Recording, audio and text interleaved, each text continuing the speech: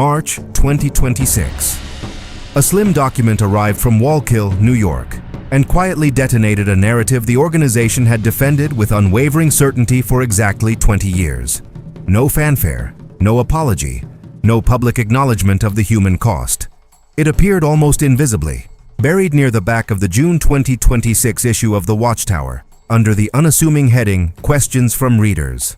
In just a few paragraphs, the governing body of Jehovah's Witnesses announced a correction to a teaching it had held since 2006. This was not a minor refinement or peripheral detail. It was a foundational piece of prophetic typology, the symbolic drama at the very heart of Galatians chapter 4. Overnight, millions of hours of personal and group study, thousands of congregation talks delivered worldwide, and an entire doctrinal architecture painstakingly constructed over 2 decades were officially declared wrong. This is an investigation into what exactly changed, why the change carries such weight, and what it reveals about the nature of a system that requires its members to treat every fresh pronouncement from headquarters as divine direction. The doctrine before the correction. To grasp what collapsed in 2026, one must first understand what stood so confidently before it.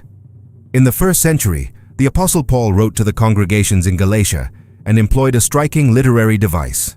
He reached back into the Genesis account of Abraham and drew a parallel between the patriarch's 2 sons, one born to Hagar, the slave woman, the other to Sarah, the free woman. Paul explicitly called this an allegorical or symbolic drama, allegory in many translations, and stated that the 2 women represented 2 covenants.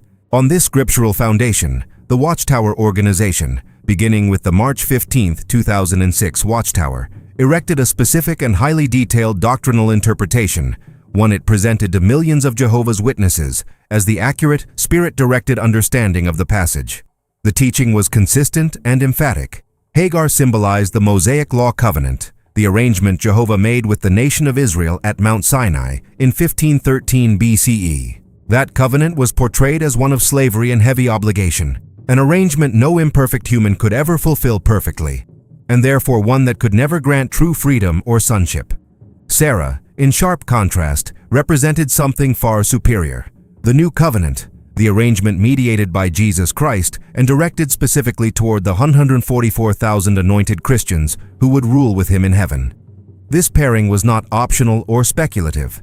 It anchored the spiritual identity of the anointed class as the children of the free woman, born into sonship through the new covenant, distinct from those still under the shadow of the law. For 20 years this was the official light. Hagar. Mosaic Law. Sarah, Dakar's New Covenant. If you sat in a kingdom hall anywhere in the world between 2006 and 2025 and heard Galatians 4 discussed, in a talk, a Watchtower study, or a personal Bible discussion, you heard that Sarah represented the New Covenant. That was presented as biblical truth. That was the understanding approved by the faithful and discreet slave. That was the light. And then, the light changed. The new light of June 2026. The June 2026 Watchtower did not devote a full study article to this revision. There was no special announcement at a convention, no broadcast explaining the shift. The correction appeared quietly in the Questions from Readers column, a section usually reserved for smaller clarifications or technical adjustments. Yet the scale of what occurred there cannot be overstated. After deeper research, the governing body stated, the previous understanding required adjustment. The new position is straightforward. Sarah does not represent the new covenant.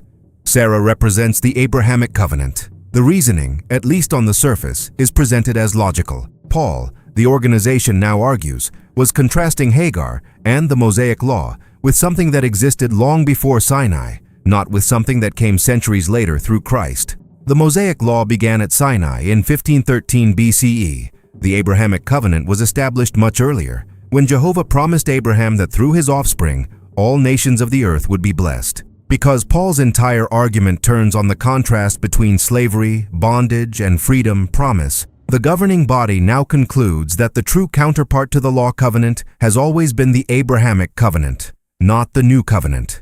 In the revised framework, Hagar and the Mosaic Law together symbolize servitude and temporary guardianship, ultimately designed to lead Israel to the Messiah. Sarah and the Abrahamic covenant together symbolize freedom and promise, because it was through that ancient unconditional covenant that the primary seed, Jesus Christ, eventually arrived, and through him all who exercise faith, whether among the 144,000 or the other sheep hoping for earthly life, become part of the promised blessing.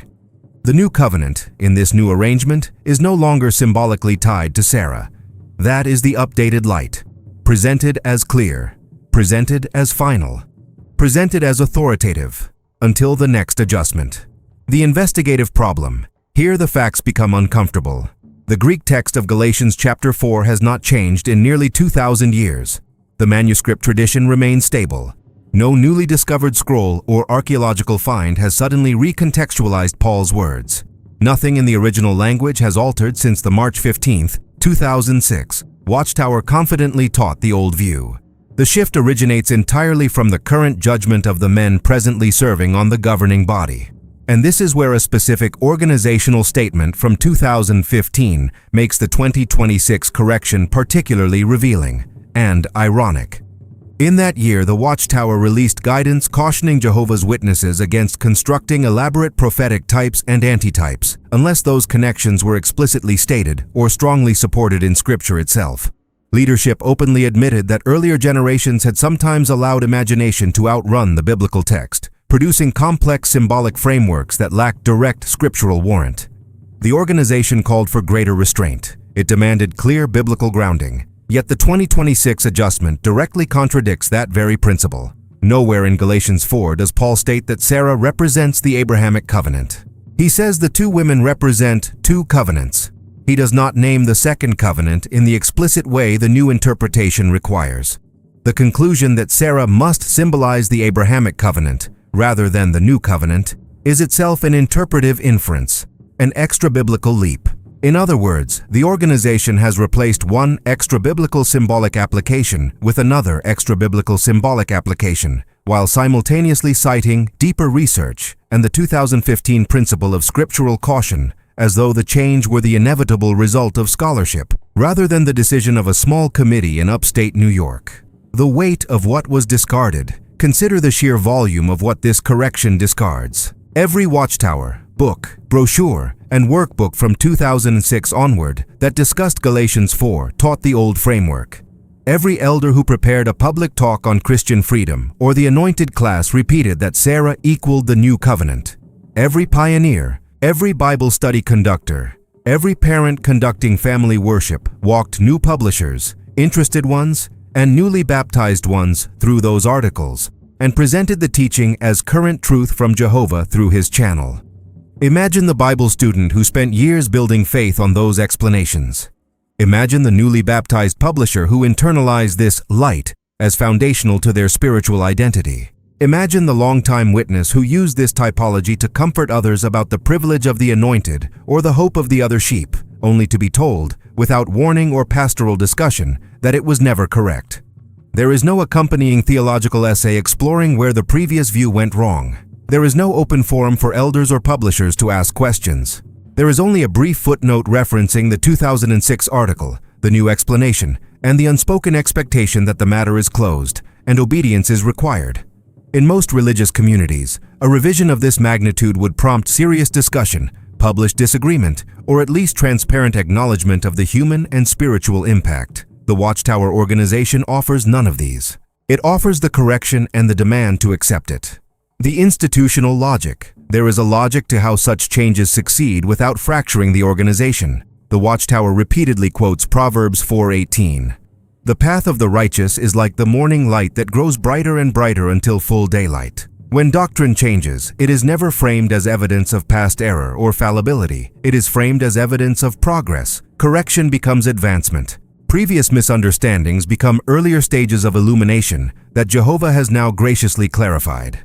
For a loyal, active witness, the approved response to discovering that Sarah no longer means what they were taught for 20 years is not private questioning or comparison of old and new publications. The approved response is gratitude. Jehovah is continuing to refine the understanding of his people through his organization. Any other reaction, especially public expression of doubt, or even private highlighting of the obvious contradiction, can quickly be labeled as a critical spirit, lack of faith, or apostate leanings. In serious cases, it can lead to judicial action. This is the architecture of a system in which memory itself becomes a liability.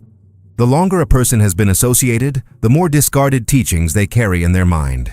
The more discarded teachings they carry, the greater the risk that they will notice when the new light directly contradicts the old. Noticing is dangerous. Verbalizing the noticing is often fatal to one's standing in the congregation. The final reckoning. What the June 2026 Watchtower ultimately reveals is not primarily a contest between which interpretation of Galatians 4 is academically stronger. Serious Bible scholars have debated this passage for centuries and will continue to do so. The deeper question raised by this quiet document is far more fundamental. If the organization that claims to be Jehovah's sole channel of communication on earth spent 20 years teaching, with absolute certainty, something it has now declared incorrect, on what basis should the current correction be received as final truth? On what basis should any present teaching be received as final? The organization's implicit answer is always the same. The current governing body has the current light. Yesterday's error was yesterday's limitation. Today's understanding is today's truth. Within this framework, every doctrine currently taught carries within it the built-in possibility, indeed, the near certainty, that it will one day be revised when the current men are replaced or when internal consensus shifts. Truth, in this system, is not independently discovered through open study of Scripture. Truth is administered, and the administrators can, and do, change their minds. What you hold when you open the June 2026 Watchtower is not evidence that Jehovah is progressively refining his people's understanding. It is evidence that a small group of men in New York published one theological opinion in 2006, defended it authoritatively for 20 years, and then published a different opinion in 2026, with no meaningful accountability, no detailed explanation of the failure of the prior view, and no pastoral consideration for the millions who shaped their faith around what they were told was the truth at the time. The documents are in the archive. The March 15, 2006 Watchtower says one thing. The June 2026 Watchtower says the opposite. That is not the morning light growing brighter. That is a contradiction. And no quantity of institutional authority can dissolve a contradiction simply by printing new pages, reading them aloud in kingdom halls across 240 lands, and expecting the membership to forget what came before.